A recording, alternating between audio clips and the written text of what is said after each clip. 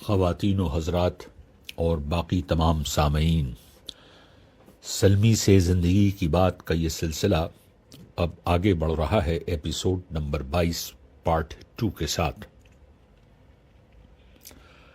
سلمی یادوں کے سیلاب میں غوطے کھا رہے ہیں منٹو سرکل کی سرحدوں میں، اور یہ گفتگو اور یہ بیان اسی طرح جاری رہے گا آنے والے ایپیسوڈز میں، اور امید ہے کہ آپ ان تمام ایپیسوڈز کو پسند کریں گے۔ جیسا کہ میں عرض کرتا رہا ہوں، منٹو سرکل محض ایک تعلیم گاہ نہیں تھی۔ یہاں پر صرف مضمون یا سبجیکٹ میٹرز نہیں پڑھائے جاتے تھے، یہاں پر زندگی کا سلیقہ سکھایا جاتا تھا۔ سلمی اب تیار ہیں پرائمری اسکول سے گریجویٹ ہونے کے لیے اور سیکنڈری اسکول یا بڑا بچہ اسکول میں داخل ہونے کے لیے۔ دوری صرف ایک راستہ تھا، منٹو سرکل کے ایلیمنٹری اسکول سے اسٹریٹ ٹو ہائی اسکول کی بلڈنگ، عمارت، دونوں طرف کھیل کے میدان، اسمبلی کا میدان، اور تقریباً 3 منٹ کی واک کے بعد آپ اچانک بڑے ہونے لگتے ہیں۔ منٹو سرکل کی ان استانیوں نے جو شخصیت کی ارتقاء میں مدد کی تھی، ان کی تصاویر اور ان کی ہدایات آج بھی نگاہوں میں ہیں اور شخصیت میں ہیں۔ پرائمری اسکول سے رخصتی کے وقت ان تمام استانیوں کا ذکر اہم ہے، بہت ضروری ہے، لازم ہے۔ یہ نام شروع ہوتے ہیں Khalida madam, Zakia madam, Khadija madam, Qudsia madam, Shamim madam,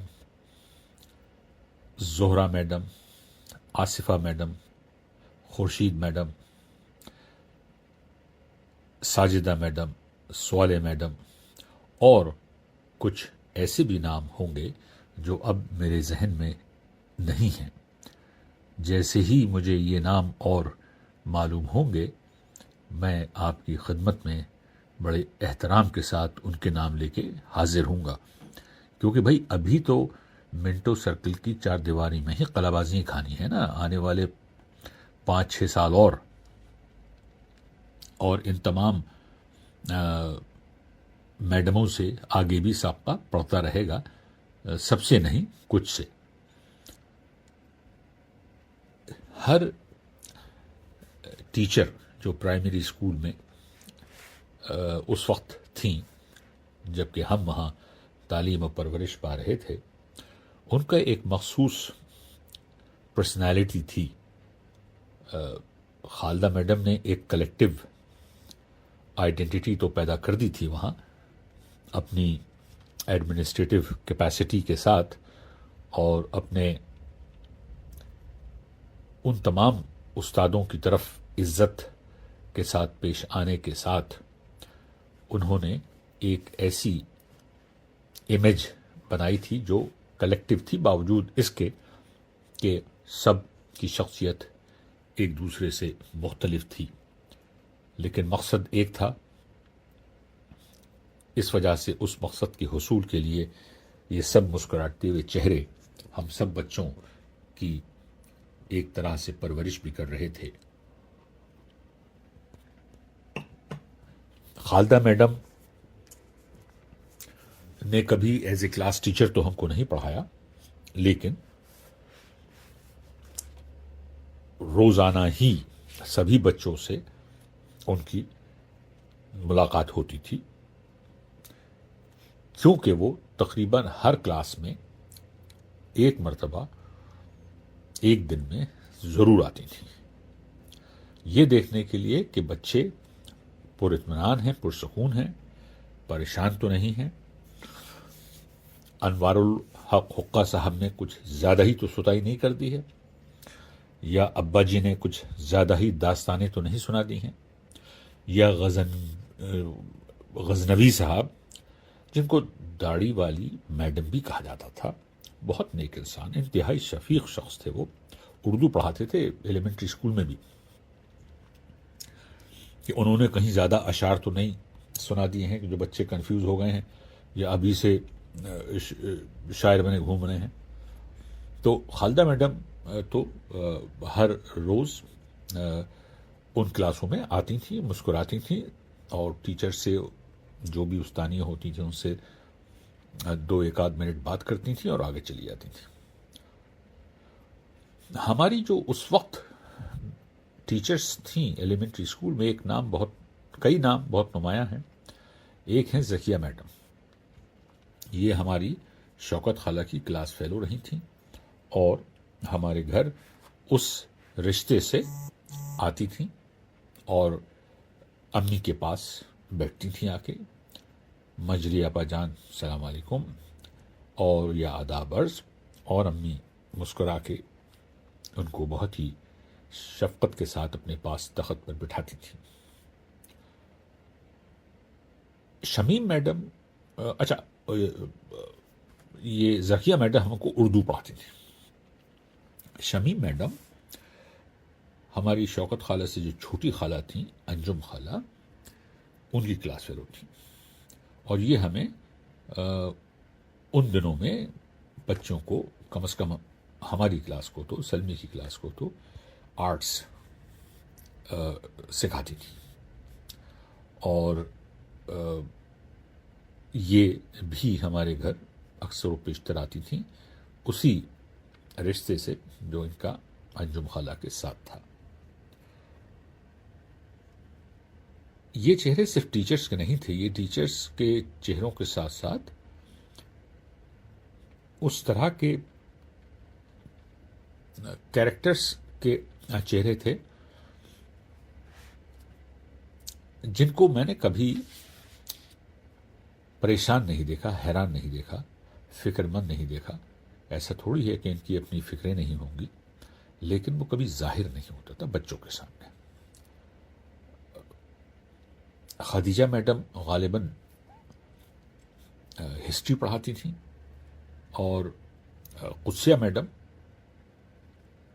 جغرافیہ پڑھاتی تھیں، اور خورشید میڈم بھی غالباً اردو ہی پڑھاتی تھیں. یہ ہماری خاص الخاص ٹیچرز تھیں جن کو ہم قریب سے جانتے تھے، جنہوں نے ہم کو کلاس میں پڑھایا تھا. قدسیہ میڈم کے بڑے بھائی ہمارے بڑے چھوٹے ماموں، قیصر ماموں سے بڑے حفیظ ماموں کے کلاس فیلو تھے. اب دیکھیے رشتے تھے کیسے، یہ ایسے زبردست قسم کا ایک کنیکٹڈ رشتے تھے جن میں مانوسیت، ایک دوسرے سے مانوس بھی تھے، اور سکون ملتا تھا ان سب کو دیکھ کر. وسیع ابا سب چیزیں پڑھا دیا کرتے تھے. وسیع ابا سرٹیفائیڈ اسکاؤٹ ماسٹر تھے، اور یہ ثروت بھائی نے اس کو کلیئر کیا تھا، اور وہ پی ٹی بھی کرواتے تھے بچوں کو، فزیکل ٹریننگ، اور وہ 26 جنوری 15 اگست کا تمام انتظام، پورا کا پورا انتظام ان کے ہاتھ میں ہوتا تھا. اور جو این سی سی کی تربیت اس زمانے سے شروع ہو جاتی تھی، وہ بھی دیتے تھے، قصے کہانیاں بھی سناتے تھے، اور ہڑکاتے تھے. وہ سمجھتے تھے کہ بہت ہی زیادہ وہ کرے قسم کے ایڈمنسٹریٹر ہیں، لیکن ایسا کچھ تھا نہیں. لیکن بچے ان کو بہت چاہتے تھے اور بہت عزت کرتے تھے، اور ان کو دیکھتے ہی بچوں کو بڑا سکون ملتا تھا. خالدہ میڈم سے جو ہمارے گھر کا رشتہ اس وقت تھا، اس کے بعد یہ رشتہ مضبوط ہوتا رہا وقت کے ساتھ. اس وقت جو رشتہ تھا وہ امی کا خالدہ میڈم سے گفتگو بات یا کبھی کبھار ملنا. وہاں پر عام طور پہ تاروالے بنگلے میں اس زمانے میں گھروں کی خواتین جو تھیں وہ ایسا نہیں تھا کہ ہر دوسرے ہفتے چلی جا رہی ہیں بہن السلام علیکم. عام طور پر پرچے ایکسچینج ہوتے تھے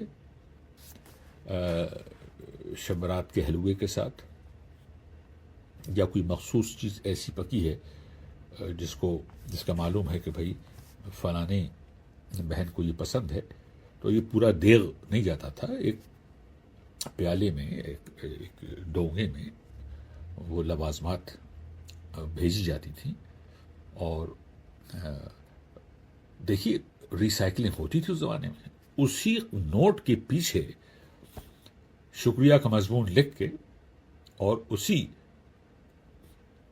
شخص کے ساتھ واپس بھیج دیا جاتا تھا جو لے کے آتے تھے. خالدہ میڈم کے ہاں جب ہم تھوڑے اور بڑے ہونے لگے تو ان کے گھر بھی ہم جاتے تھے.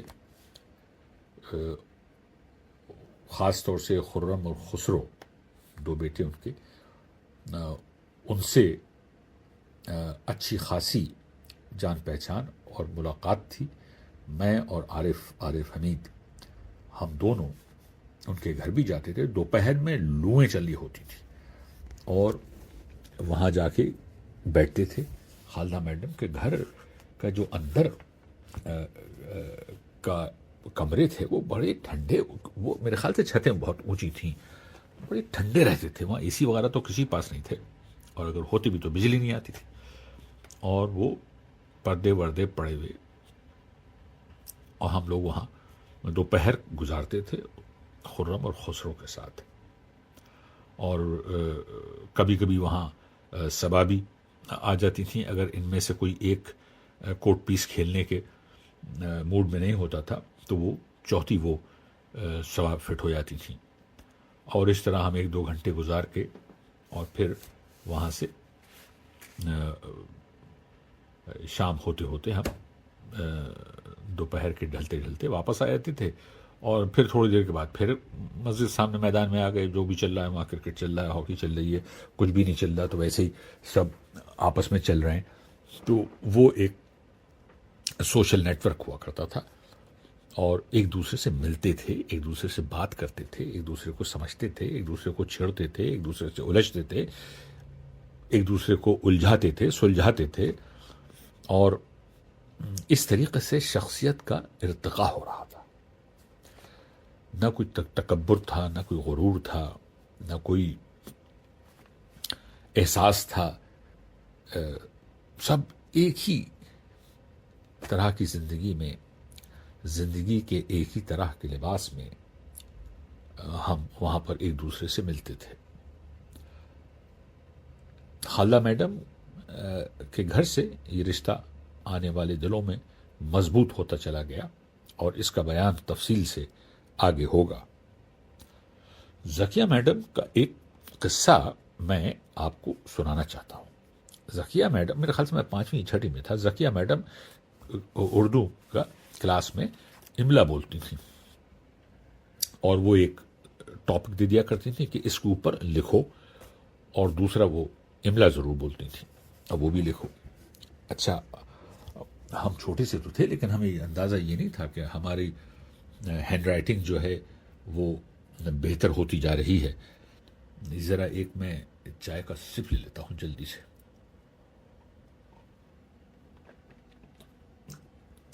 تو اچھا، ہمیں یہ بھی اندازہ نہیں تھا، وہ اس زمانے میں ٹیچر جو تھیں تعریف منہ پہ نہیں کرتے تھے، سنٹی مار دیا کرتے تھے اگر سنٹی کی گنجائش ہوتی تھی. انوار الحق حقہ صاحب کے کیس میں یا مرغہ بنا دیا کرتے تھے. یہ تمام جو استانی تھیں یہ کبھی نہیں اس طرح ستائی وتائی کرتی تھیں. ان کا تو مزاج صرف، اور یہ جو ٹریٹمنٹ ان کا ہوتا تھا وہ مسکراہٹوں سے ہوتا تھا، وہی کافی تھی، شفیق مسکراہٹیں. تو یہ حسب دستور ایک مرتبہ امی کے پاس شام میں آئیں، اور امی نے کہا، ارے دیکھیے بہت دنوں ہو گئے سے نہیں آئی ہو تم، سب خیریت تو ہے؟ بس مجھے جان میں مصروف تھی اور معاف کیجیے گا، اور آ کے بیٹھی اور چائے وائے کا انتظام ہوا، اور وہ انہوں نے اپنا بیگ کھولا اور امی سے کہا کہ مجھے جان ایک چیز آپ کو بتانی ہے۔ امی نے کہا ہاں بتاؤ، خوشی ہوگی آپ کو بہت۔ امی نے کہا اچھا کیا بات ہے؟ تو انہوں نے وہ ایک ہماری نوٹ بک نکالی اور امی سے کہا دیکھیے مجھے جان یہ سلمی کی اردو کی عبارت ہے اور اس کا کانٹینٹ دیکھیے آپ کتنے سلیقے سے لکھتا ہے۔ بتائیے 5-6 جماعت کا بچہ اتنی اچھی اردو لکھتا ہے۔ میرے خیال سے تو سلمی کو اس طرف تھوڑا سا شوق ہے اور شوق بڑھانا چاہیے۔ He can be a very good writer.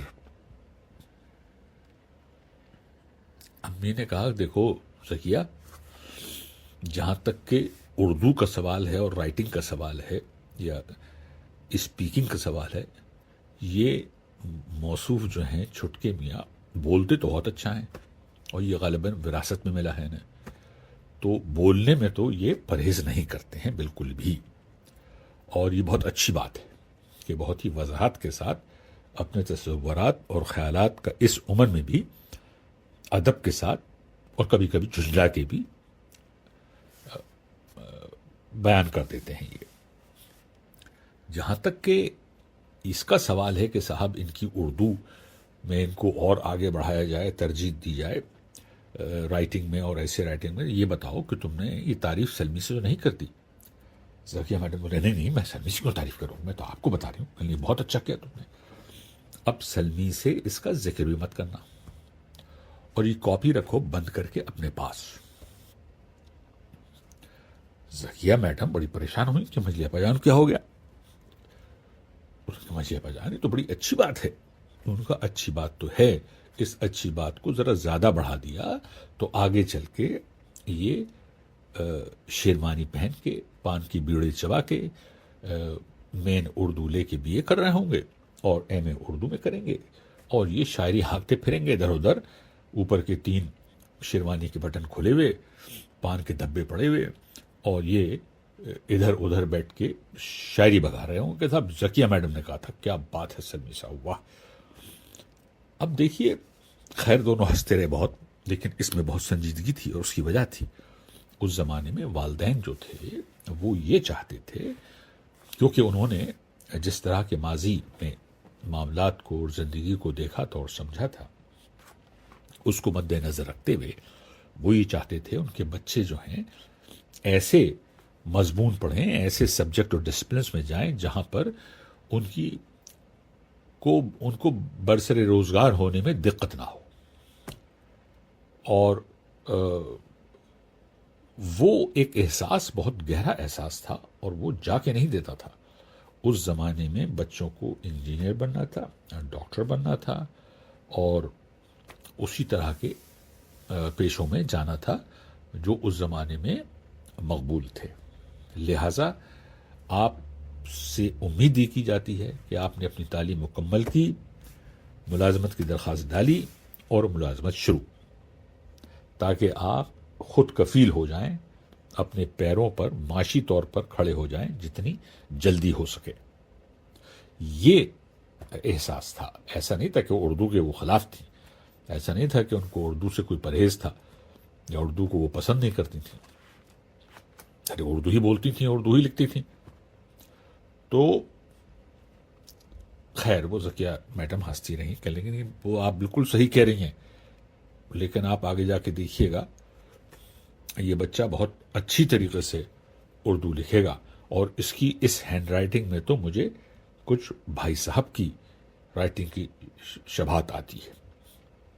بھائی صاحب یعنی ہمارے ابا، کیونکہ شوکت خالہ، انجم خالہ ابا کو بھائی صاحب کہتی تھیں اور امی کو مجلیہ پا جان، اسی وسیلے سے یہ لوگ ابا کو بھائی صاحب کہتے تھے، اور ابا ان لوگوں کے ٹیچرز بھی رہے تھے یونیورسٹی میں۔ تو یہ تو ذکیہ میڈم کا ایک مخصوص گفتگو تھی امی کے ساتھ، اور یہ میں اس وجہ سے بیان کر رہا ہوں کہ یہ مستقبل میں احساس ہوتا ہے کہ اس زمانے میں والدین بچوں کو کتنا پروٹیکٹ کرتے تھے اور ان کی بہتری کا کتنا احساس تھا. اور یہ جو تبادلہ خیال ہوا ذکیہ میڈم اور امی کے بیچ میں، یہ کسی قسم کا اس میں کسی بھی مضمون سبجیکٹ کے خلاف نہیں تھا. یہ صرف اور صرف ایک اس طرح کی کوشش تھی جس سے بچے معاشی طور پر فائنینشلی انڈیپینڈنٹ ہو جائیں جتنی جلدی ہو سکے. اور غالباً اس زمانے میں ایسا ہی ہوتا ہوگا کہ بھائی لوگ جو ہیں اپنا اردو میں لے کر بی اے کر لیا اور پھر ایم اے، اور اس کے بعد اب پی ایچ ڈی کے لیے ایڈمیشن مل گیا تو مل گیا، نہیں ملا تو نہیں ملا. اب ٹی ہاؤس میں بیٹھے ہوئے نمک پارے کھا رہے ہیں اور چائے پی رہے ہیں، اور کبھی خود پلا رہے ہیں، کبھی کسی سے پی رہے ہیں، اگر جیب میں دم ہے تو، ورنہ اپنا گھوم رہے ہیں سربلوں کے طریقے سے. تو بہرحال تو یہ تو وہاں کے کچھ وہ تھے. اب دیکھیے، جس دن ہم کو یہ احساس ہوا کہ آج ہم اسمبلی گراؤنڈ سے ہم الٹے ہاتھ کی طرف مڑ کے ایلیمنٹری اسکول میں نہیں جائیں گے، بلکہ سیدھے ہاتھ کی طرف ہم آگے بڑھیں گے ایک نئے استاد کے ساتھ اور ایک نئے کلاس روم میں، جہاں پر بہت کچھ نیا ہوگا اور بہت کچھ اس طرح سیکھنے کا موقع ملے گا کہ جو وہ موقع ہم کو ایک کلاس کے بعد دوسری کلاس میں ملتا رہے گا، وہ ہماری شخصیت کی ارتقاء کرے گا، ہمارے وجود کا احساس دلائے گا، ہم کو اپنے مقصد کو سمجھنے میں آسانی ہونے لگے گی. اور جو کچھ بھی ہم نے پرائمری اسکول میں سیکھ لیا ہے،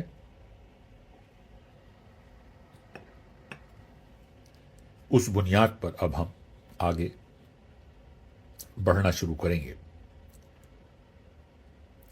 افسوس بھی تھا اور ایک انسرٹینٹی کا جو احساس ہوتا ہے وہ بھی تھا.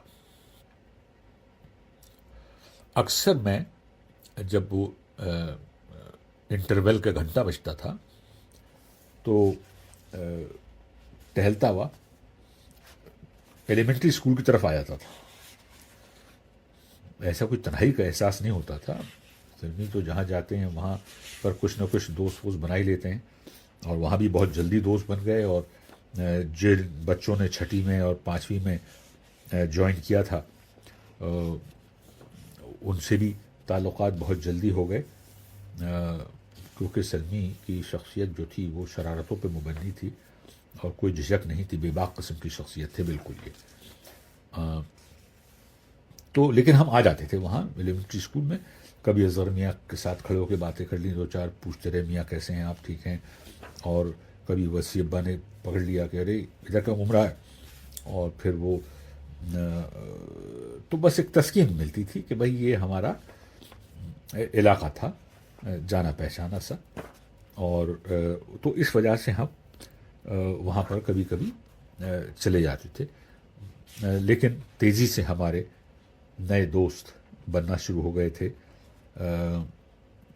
چھٹی، ساتویں اور آٹھویں میں وہاں پر نئے استاد